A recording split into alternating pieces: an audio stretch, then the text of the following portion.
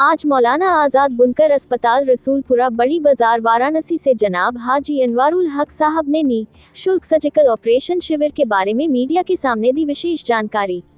अपने इंटरव्यू के दौरान उन्होंने बताया कि हमारे यहाँ कंप्यूटर द्वारा ऑफ की जांच, मोतियाबिंद का ऑपरेशन व लेंस, आंख का ऑपरेशन, हर्निया का ऑपरेशन, हाइड्रोसील का ऑपरेशन के लिए आप पंजीकरण के लिए रजिस्ट्रेशन के लिए 16 दिसंबर 2024 से 31 दिसंबर 2024 तक है। साथ ही साथ उन्होंने बताया कि पित्त की थैली में पथरी, गुर्दा में पथरी एवं अपेंडिक्स ऑपरेशन आधे खर्च में, जिसके बाद ऑपरेशन 1 जनवरी से 26 जनवरी 2025 तक।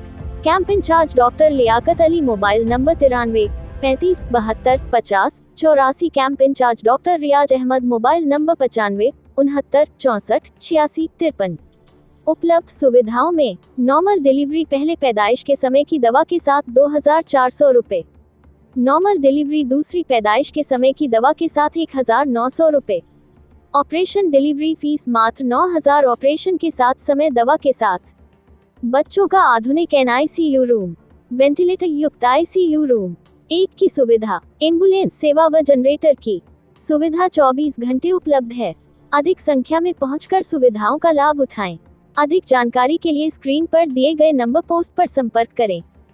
पॉलिसी इस मामले में जो है तो हमारी बात को सुना नहीं जा रहा, इसको हमारी बात को सुना नहीं जा रहा है। बिजली की मार ने उसको कमर तोड़ दी है, पावर लूम चल नहीं रहा है, ग्राहक मंडी के अंदर है नहीं। हम साड़ी अगर कि ये GST आई, नोटबंदी हुई, GST आई तो कितना लोग परेशान हुए। अब उसके बाद जो महंगाई की मार और बेरोजगारी की मार जो पड़ी है, प्रधानमंत्री जी के क्षेत्र से आते हैं, प्रधानमंत्री जी का संसदीय क्षेत्र बनारस है, तो हम उनसे भी अपील करना चाहते हैं कि इस तरफ ध्यान। परिचय दीजिए। मैं अनवारुल हक अंसारी, मौलाना आज़ाद बुनकर अस्पताल बड़ी बाजार वाराणसी से। किस तरह का कैंप लग रहा है और ये कैंप किस तारीख से हो रहा है? देखिए, ये कैंप कई सालों से लग रहा है, यहाँ पर हर साल लगता है और इस बार भी लग रहा है सन 2024। और क्योंकि गरीब का इलाका है, बुनकरों का इलाका, बुनकरों की बहुलता है।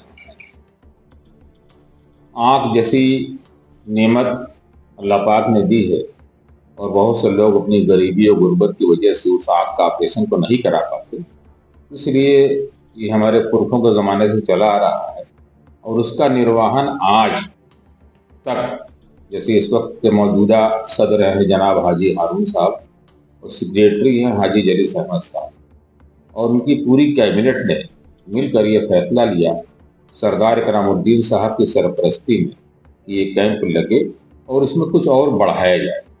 तो हर साल यह कैंप लगता था आँख, हार्निया और हाइड्रोसील का। तो उसमें एक नया काम ये जोड़ा गया है कि चूँकि पथड़ी जो गुर्दे की होती है और पित्त की थैली की और अपेंडिक्स, उसका भी ऑपरेशन बहुत महंगा होता है जिसको गरीब वह नहीं कर पाता, क्योंकि महंगाई इतनी है और बेरोजगारी, लोग पलायन यहाँ से कर रहे हैं। तो ऐसे में ये तय हुआ कि ठीक है भाई, क्योंकि हमारा चैरिटी हॉस्पिटल है और लोग बहुत भरपूर ताउन भी करते इसमें हैं और हम लोग उससे बढ़ चढ़ के हिस्सा भी लोग लेते हैं।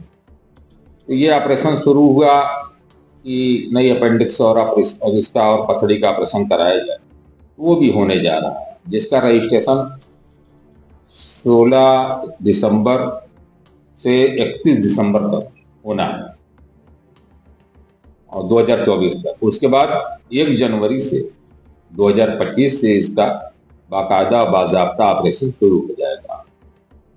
लोगों से ये अपील हम करना चाहते हैं आपके माध्यम से, क्योंकि आज के ज़माने में प्रिंट मीडिया और इलेक्ट्रॉनिक मीडिया और आप जैसे पत्रकार हम लोग एक खैर ख्वाही दिया करते हैं, तो इसके लिए आपका शुक्रिया है। तो आवाम से अपील करते हैं कि ज़्यादा से ज़्यादा लोग आकर के इसका फ़ायदा उठा। और इस बार एक चीज़ और लोगों ने इसमें ऐड कर दिया है, तो जो इसमें जांच होती है, खून की जांच, पेशाब की जांच, HIV और भी जो उसमें जितनी जांचें हैं, वो जांच भी इस बार मुफ्त होगी, निःशुल्क एकदम। मतलब ऑपरेशन के नाम पर किसी को एक पैसा कहीं नहीं लेना है।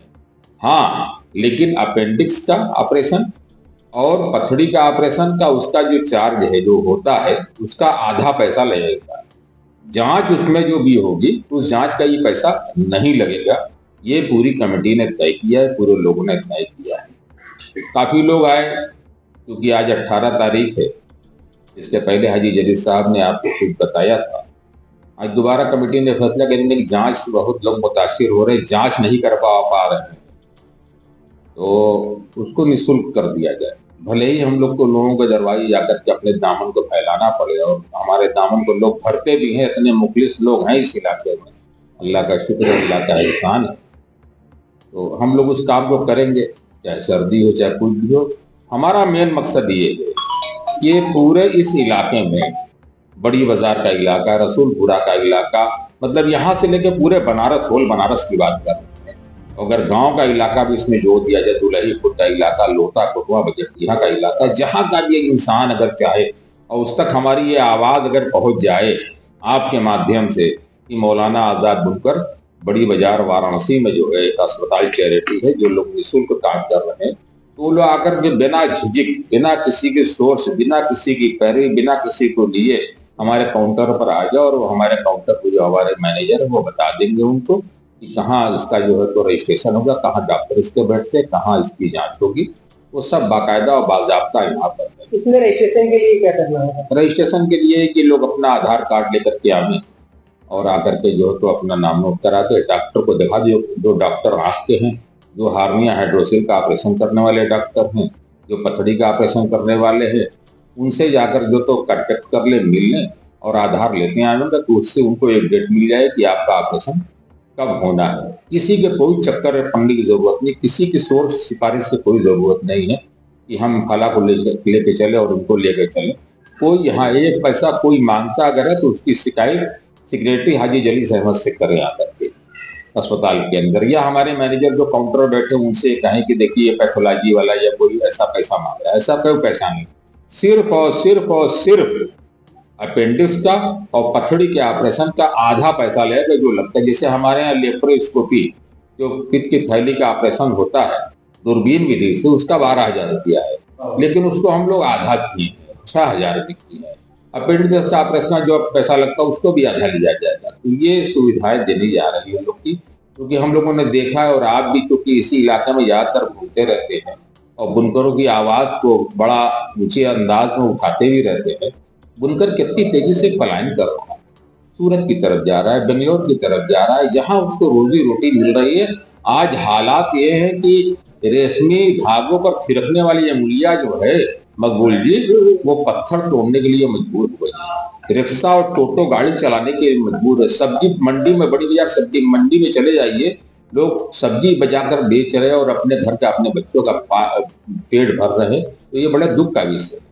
साहब, इसकी क्या वजह है जो पलायन हो रहा है या इतनी ज्यादा बदहाली हुई है? सरकार की पॉलिसी इस मामले में जो है तो हमारी बात को सुना नहीं जा रहा, इसको हमारी बात को सुना नहीं जा रहा है। बिजली की मार ने उसको कमर तोड़ दी है, पावर लूम चल नहीं रहा है, ग्राहक मंडी के अंदर है नहीं। हम साड़ी अगर गिनते हैं तो कोई उसको लेने वाला होगा नहीं, अगर लेगा नहीं तो मिले जो तो बिकेगा नहीं, माल बिकेगा नहीं तो घर के अंदर पड़ा रहेगा। हमारा लूम चले न चले, लेकिन बिजली का बिल हर महीने 850 रुपया एक पावर लूम का, एक हाउस पावर का ही देना उसको, और ये बहुत बड़ा बोझ है।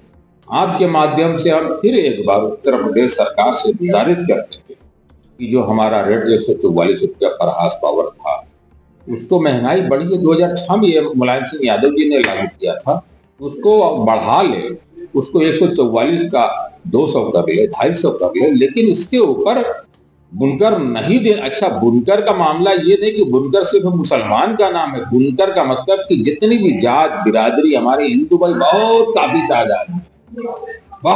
तादाद में, और वो तो रेपियर मशीन, हम तो जो मशीन लाए वो भगदाड़ ले आए हैं वहाँ भीमंडी, महाराष्ट्र भीमंडी से लेकर के आए हैं।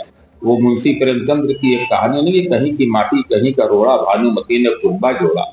हम तो ऐसे ऐसे पावर लूम, कोई नया पावर लूम खरीदने की हमारी शक्ति भी नहीं है, और ऐसे बिजली की मार जो पड़ रही है हमारे पर, बड़ी दोहरी मार पड़ रही है। पलायन कर रहे हैं, जबरदस्त तरीके से पलायन हो रहा है। बनारसी साड़ियों की या कपड़ा उद्योग है, इसको बढ़ावा देने के लिए मोदी जी कह रहे हैं कि काशी को पर्यटक स्थल बना रहे हैं पर्यटक स्थल, लेकिन कहाँ से साड़ियां जा रही है, कौन जा रहा है, कितना मतलब कि ये जीएसटी आई, नोटबंदी हुई, जीएसटी आई, तो कितना लोग परेशान हुए। अब उसके बाद जो महंगाई की मार और बेरोजगारी की मार जो पड़ी है, उससे बहुत बुरा हाल है।